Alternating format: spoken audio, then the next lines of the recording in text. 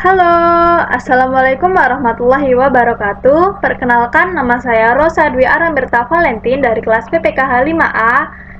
Di sini saya akan menjelaskan kelanjutan tentang koperasi dan kemitraan peternakan. Silakan disimak ya.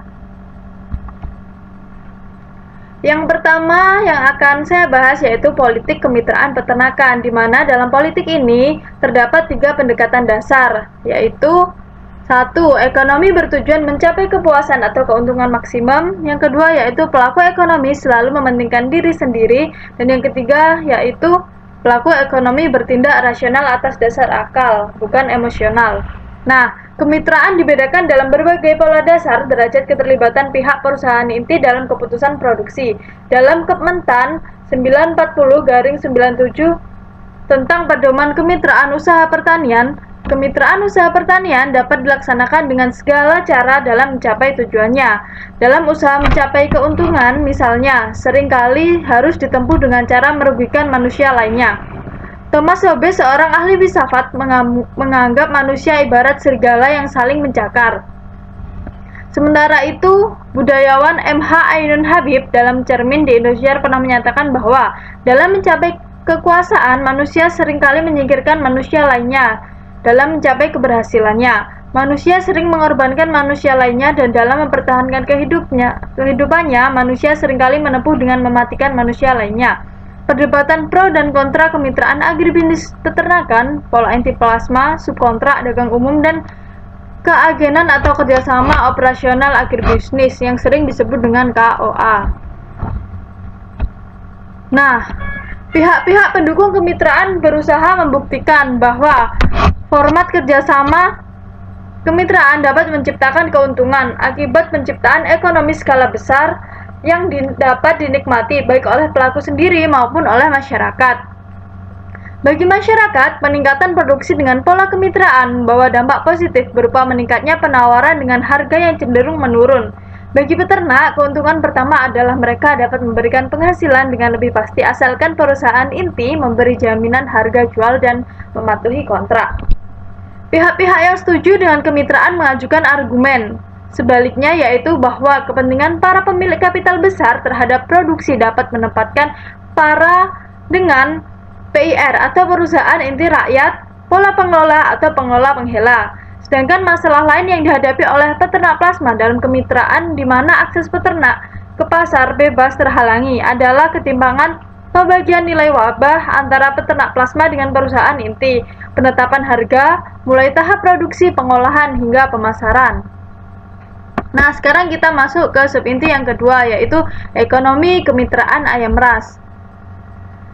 Dalam kemitraan agribisnis ini, pada tahun 1970, pemerintah telah menggalakkan pengorganisasian usaha tani berwujud perusahaan inti rakyat atau PIR, yang juga dikenal dengan sistem kontrak farming.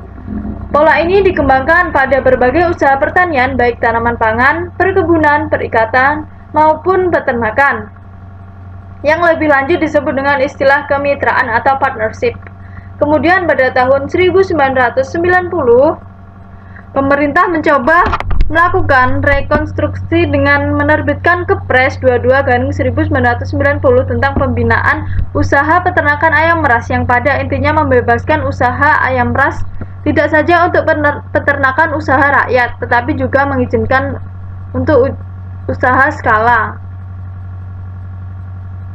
Yang kedua yaitu analisis ekonomi. Nah, berikut adalah contoh analisis ekonomi. Bisa dilihat tersebut ada harga DOC, harga pakan, harga ayam, maupun untung rugi. Nah, berikut ini dalam tabel ada perbandingan antara yang mandiri dan plasma.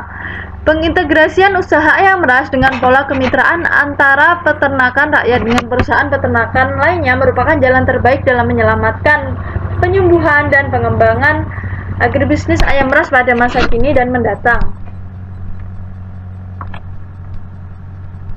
Kemudian kita masuk ke subbab inti yang ketiga, yaitu kemitraan 3 serangkai. Yang pertama yaitu krisis kepercayaan. Terdapat 4 hambatan dana kredit KPPA tidak cair. Alasannya adalah yang pertama, Bank Indonesia belum mengeluarkan surat edaran untuk mengucurkan KPPA ayam ras. Dan yang kedua, bank pelaksana tidak bersedia memikul resiko kredit meskipun hanya 1%. Kemudian yang ketiga yaitu perum PKK atau penjamin kredit koperasi yang harus memikul kredit sebesar 50% belum menerima surat persetujuan dari Menteri Keuangan.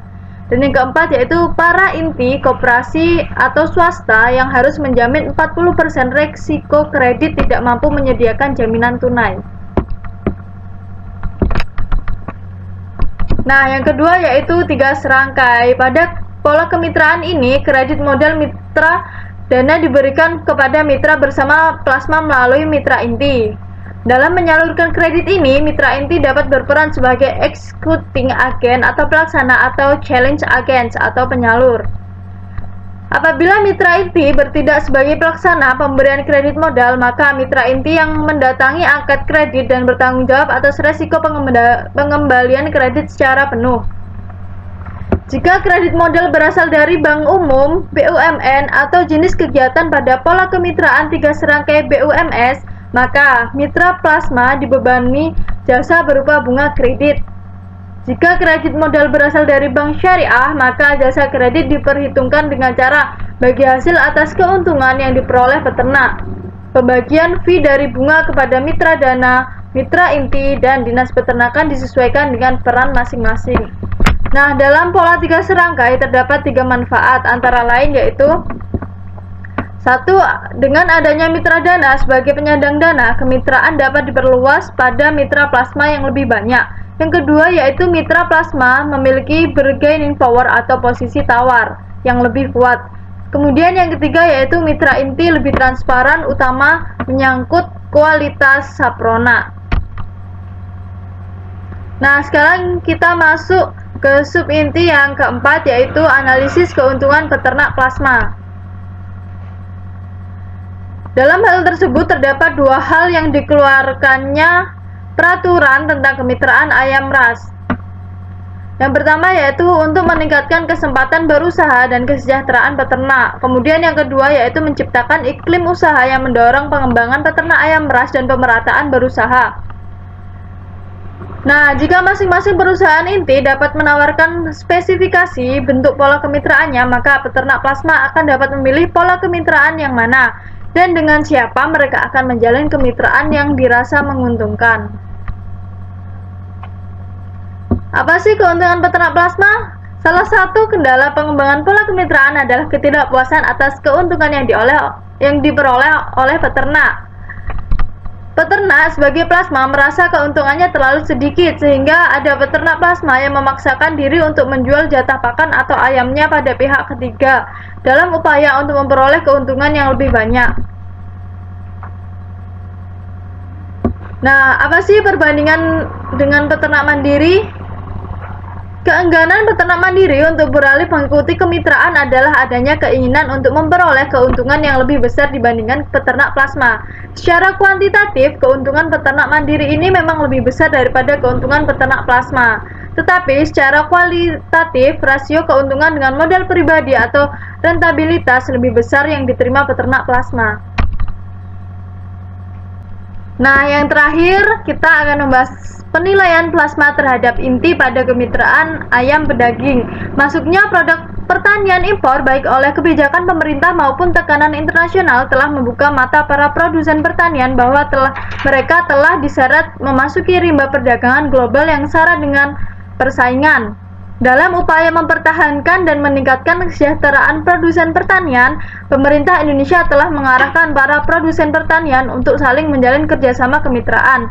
Dengan menjalin kemitraan, produsen memperoleh manfaat antara lain stabilitas pendapatan atau income stability karena berkurangnya resiko produksi dan pemasaran. Yang kedua yaitu peningkatan efisiensi melalui bimbingan teknis, manajemen, pengetahuan dasar, dan akses teknologi. Kemudian yang ketiga yaitu keamanan pasar berkaitan dengan grade dan standar produk. Kemudian yang keempat yaitu akses terhadap kapital lebih mudah karena sebagian sarana produksi dipenuhi oleh kontraktor sehingga produsen dapat memperbesar skala usahanya. Kemudian Yang terakhir yaitu kelompok plasma. Kekuatan posisi tawar peternak plasma terhadap inti sangat lemah karena tidak adanya lembaga yang menghimpun peternak plasma. Pada umumnya, plasma secara individual terpisah satu dengan lainnya berhadapan dengan inti meskipun dalam inti yang sama. Sekian yang dapat saya sampaikan. Apabila ada kurang dan salahnya mohon dimaafkan. Wassalamualaikum warahmatullahi wabarakatuh. See you.